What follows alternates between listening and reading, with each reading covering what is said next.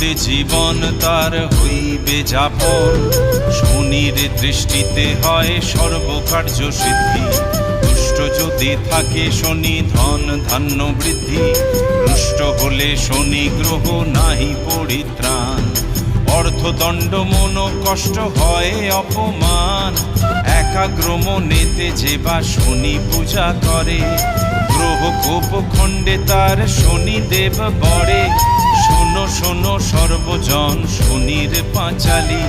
ধনে পুত্র লক্ষ্মীবন্ত হইবে সকলি। ধনে পুত্র লক্ষ্মীবন্ত হইবে সকলি।